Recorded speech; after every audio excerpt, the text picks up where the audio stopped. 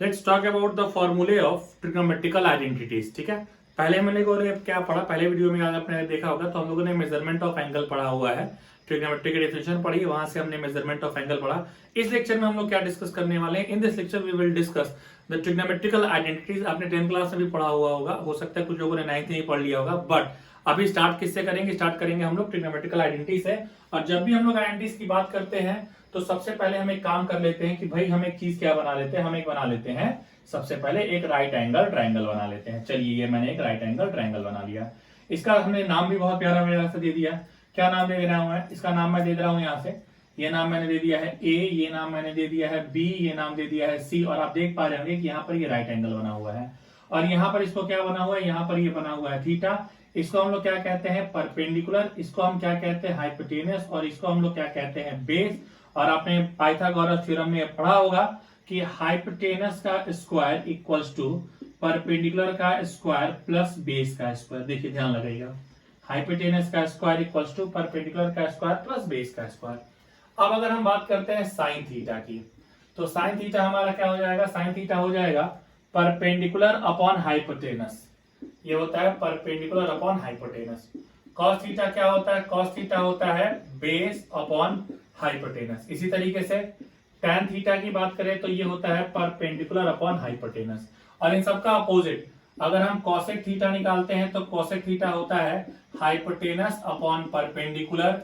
sec theta की बात करते हैं तो हाइपोटेनस अपॉन बेस। और अगर हम cot थीटा की बात करते हैं तो हाइपोटेनस अपॉन परपेंडिकुलर। अच्छा, थोड़ा सा यहाँ पर और समझिएगा। अब आप देख सकते हैं कि यहां से आप इसको याद करने का तरीका भी होता है P B P upon, sorry, perpendicular upon base, मुझे यहां लिखना था परपेंडिकुलर अपॉन बेस। और ये भी आपका क्या हो जाएगा, बेस अपॉन परपेंडिकुलर। फ्लो में वो मैं बोल गया, ठीक है, तो इसको सुधार लीजिएगा, परपेंडिकुलर अपॉन बेस। और ये आपका क्या होता है, बेस अपॉन परपेंडिकुलर। अब देखिए, इसको मैं P B P upon H H B भी लिख सकता हूँ। हो सकता है आपने 10th में सुना भी होगा, पंडित बद्री प्रसाद हरिहर बोल, या पाकिस्तान भूखा प्यासा हिंदुस्तान हरा भरा। इससे भी आप इसको याद रख सकते हैं, ठीक है। अब अगर हम यहाँ पर और बात करना चाहते हैं तो आप देखिए कि cosec थीटा को मैंने लिख दिया है, cosec थीटा इक्वल्स टू आप क्या लिख सकते हैं, 1 बाई साइन थीटा। और अगर आप चाहें तो यहां से ये भी लिख सकते हैं कि sine theta into cosec theta equals to 1। Similarly with cot theta, sorry, similarly with sec theta, that sec theta can be written as 1 by cos theta. तो यहां से आपका रिलेशन हो जाएगा sec theta into cos theta equals to 1। Similarly अगर हम और आगे बढ़ते हैं तो हम यहां पर लिख सकते हैं कि cot theta equal to 1 by tan theta. और यहां से भी रिलेशन ऐसा ही आने वाला है कि tan theta into cot theta equals to 1। तो ये भी तीन बातें होती है जो आपको समझ लेनी चाहिए। अच्छा, अगर हम यहाँ थोड़ी और बातें करते हैं तो हम यहाँ ये भी लिख सकते हैं कि tan theta can be written as sin theta by cos theta and cot theta can be written as cos theta by sin theta, and these two are again very important, ठीक है। तो इतना पहले हम लोग लिख लेते हैं। अब ये बेसिक हो गया, और ये बहुत बेसिक होता है, ये पता नहीं परपेंडिकुलर और हाइपोटेनस मैंने कैसे लिख दिया था, और नहीं परपेंडिकुलर अपॉन बेस, ये काफी बेसिक होता है। अगर आप थोड़ा और आगे बढ़ेंगे तो थोड़ी बातें और भी हम आपसे करेंगे। पहले हम यहाँ पर देख लेते हैं, इसको एक रफ कर देता हूं मैं। आप देखिए, इस रिलेशन को जरा लेकर चलिए, पाइथागोरस थ्योरम के रिलेशन को एक बार लेकर के चलिए, ठीक है।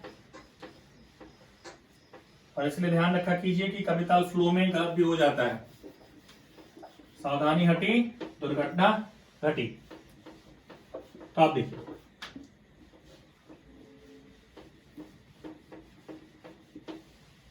देखिए आप यहां आप क्या देख सकते हैं, आप फॉर्मूले को उसी को लेके चलिए। आपने क्या लिखा है, हाइपोटेनस का स्क्वायर इक्वल्स टू परपेंडिकुलर का स्क्वायर प्लस बेस का स्क्वायर। एक काम कीजिए, डिवाइड बोथ साइड्स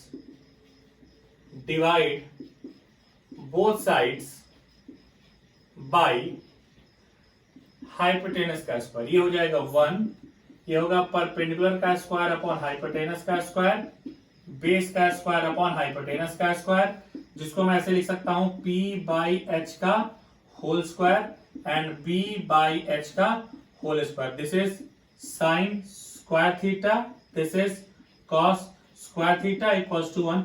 यहां से तीन फॉर्मूले आते हैं। क्या? एक आता है आपका sign square theta 1 minus cos square theta, cos square theta 1 minus sign square theta. आपने एक बार किससे डिवाइड कर दिया है? हाइपोटेनस से। एक बार देखिए, फिर यह लिख दीजिए हाइपोटेनस का स्क्वायर इक्वल टू परपेंडिकुलर का स्क्वायर प्लस बेस का square. So divide both sides by base का स्क्वायर। आपका हो जाएगा हाइपोटेनस का स्क्वायर बाय बेस का स्क्वायर इक्वल टू परपेंडिकुलर का स्क्वायर बाय बेस का स्क्वायर प्लस 1। यानी इसको मैं ऐसे लिख सकता हूं h बाई बी का whole square equals to 1 plus p by B का होल स्क्वायर। ये आपका क्या हो जाएगा? h by B. h by B की अगर आप बात करेंगे तो h बाई बी आपका क्या हो जाएगा? अगर आप ध्यान लगाएं तो h बाई बी आपका हो जाएगा sec theta. So sec square theta equals to 1 plus tan square theta. और बस इसी से इससे भी ना आप देखिए, इससे तीन फॉर्मूले आप निकालते हैं। एक तो निकलता है sec square theta minus tan square theta equals to 1 and tan square theta equals to sec square theta minus 1। ठीक है, अभी और देखते हैं हम लोग। ये आपका ट्रिग्नोमेट्रिकल आइडेंटिटी 3 आइडेंटिटी आपकी ट्रिग्नोमेट्री होती है। तो अच्छा, एक मैं यही बता देता हूं, इसलिए मैं बता देता हूं कि डिवाइड बोथ साइड्स बाय, आप देखिए आपने क्या डिवाइड कब तक किया है? h से किया, b से किया। आप कर दीजिए p से आप करेंगे तो h square by p square equals to 1 plus b square by p square. इसको मैं ऐसे लिख सकता हूं h by p whole square 1 b by p whole square. अब h बाई p क्या होता है? h आपका हो जाएगा ना दिस अपॉन दिस, तो ये अपॉन ये रहता है तो साइन यानी होता है cosec theta. So cosec square theta equals to 1 plus cot square theta. और यहां से भी देखिए आप तीन चीजें निकाल सकते हैं। पहली क्या बात है? पहली चीज आप यहां से निकाल सकते हैं कि cosec square theta minus cot square theta equals to 1। एक चीज ये निकाल सकते हैं। दूसरी जो बात आप निकाल सकते हैं वो निकाल सकते हैं कि cosec square theta minus 1 equals to cot square theta. That's it. ठीक है, अब ये तो हुआ आपका कौन सा फॉर्मूला? ये आपका फॉर्मूला हो गया ट्रिग्नोमेट्रिकल आइडेंटिटीज का। इन आइडेंटिटीज से मैं दो रिलेशन आपको हमेशा यहां बता देना चाहता हूं। ठीक है, दो तीन बातें छोटी छोटी पहले यहां बता देना चाहते हैं। ये देखिए, यहां पर जो आपको जानना होता है वो समझिए आप। ये जरा समझिए आप।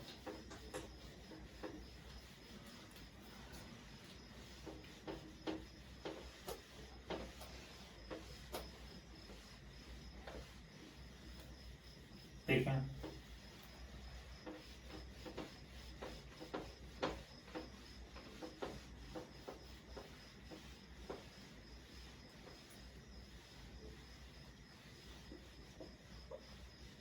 देखिए यहां से एक चीज ये समझनी होती है, ये बहुत इंपॉर्टेंट होता है। देखिए, if sec theta plus tan theta equals to k, then sec theta minus tan theta 1/k होता है, 1/k। ठीक है, and similarly if sec theta minus tan theta k हो, then sec theta plus tan theta 1/k आता है। कैसे? आप देखिए, समझ लीजिए। आप इसको लिखेंगे, अगर ऐसा कहीं गिवन है आपको कि sec theta plus tan theta की वैल्यू k है, तो आपको ये पता होना चाहिए कि हमने अभी पढ़ा कि sec square theta minus tan square theta 1 होता है। तो आप इसको लिख सकते हैं कि sec theta plus tan theta, और इनटू में आप लिख सकते हैं sec theta minus tan theta is equals to में लिख सकते हैं 1। और देखिए, sec theta plus tan theta कितना आ रहा है? k है। तो sec theta minus tan theta आपका क्या आ गया? Sec theta minus tan theta equals to 1। So यहां से आप रिलेशन लिख सकते हैं कि sec theta minus tan theta equals to 1/k। अब देखिए, थोड़ा समझिएगा।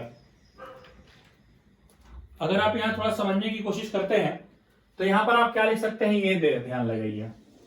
यहाँ अगर आप समझने में आते हैं तो देखिए इसी तरीके से सिमिलरली आप लिख सकते हैं। देखिए ये आप सिमिलरली कर सकते हैं।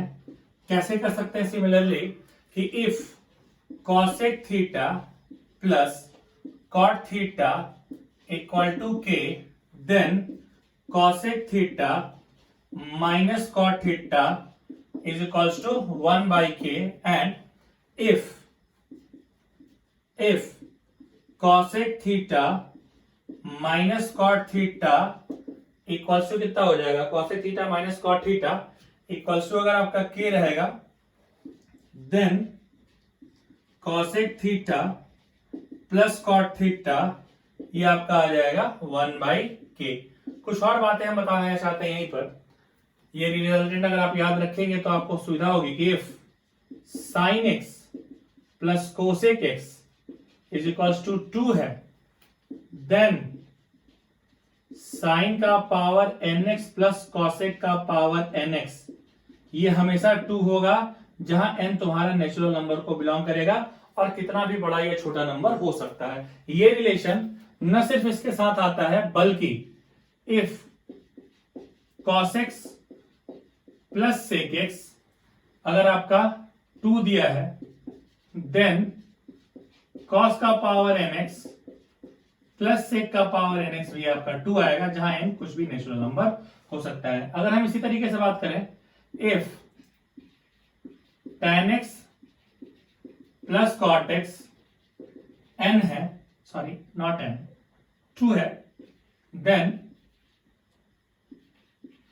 tan का पावर nx प्लस cot का पावर nx ये भी हमेशा 2 होगा, जहां n कोई भी नेचुरल नंबर को बिलोंग कर सकता है। मैं यहां बिल्कुल ये बता देना चाहता हूं बच्चों आप लोगों को कि n की वैल्यू कोई भी नेचुरल नंबर रख करके आप इसको वेरीफाई कर सकते हैं। कभी कभी बच्चे हमसे ये पूछते हैं, सर ये बताइए अगर 2 की जगह 3 रहा होता तो क्या संभव हो पाएगा? नहीं, ये रूल सिर्फ और सिर्फ किस पे लग पाएगा? 2 पे लग पाएगा, किसी और पे पॉसिबल नहीं है। इसलिए इन चीजों का ध्यान रखिएगा। चलिए बाकी हम लोग अब बात करते हैं, तो थोड़ा आगे उसको हम बात करेंगे। अगला हमारा जो फॉर्मूला हो जाएगा वो क्वाड्रेंट सिस्टम का होगा, ठीक है।